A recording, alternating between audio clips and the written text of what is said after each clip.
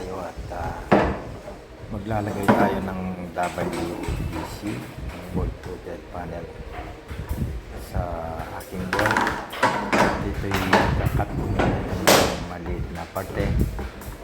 Ang gagamitin po ay grinder. May paling na pang bakal. Ayan po.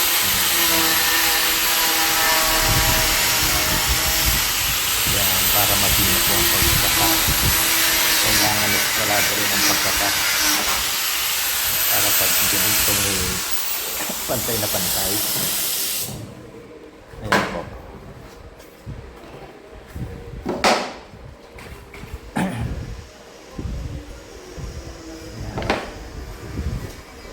Tapos ididikit na natin.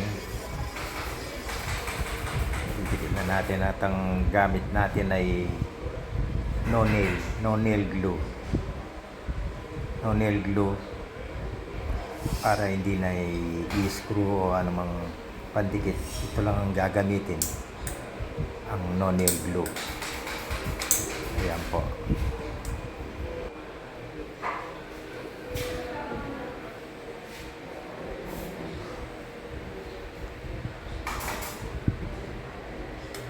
Di baling marami kayong gamitin glue para sigurado kahit mapadami ang paglalagay, okay lang.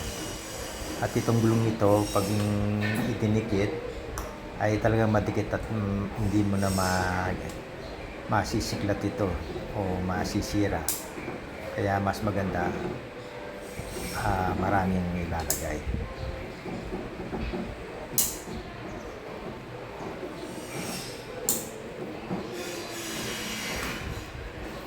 Mabibili po ang glue ito sa mga hardware, kahit sa mga hardware meron po ito. Tapos naglinya na ako, nagnibel na ako, then ididikit na lang. Pag dinikit ay idiin lang mabuti. Meron na akong linya dyan na naka-level na siya. Ayan po.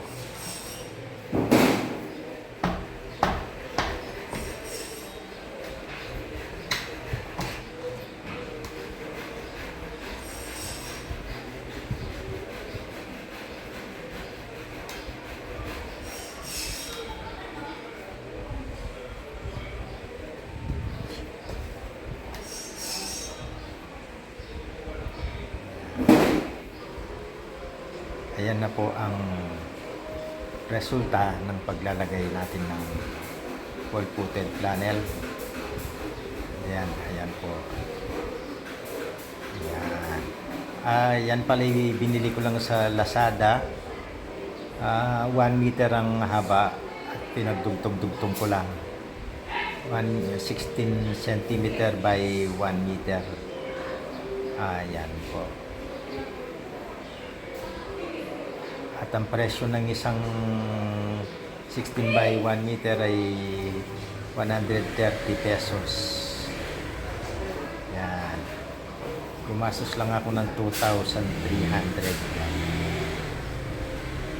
Ayan, ang ganito niya. Oh. Ayan.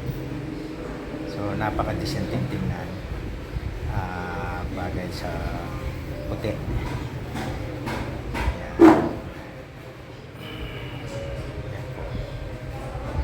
Maraming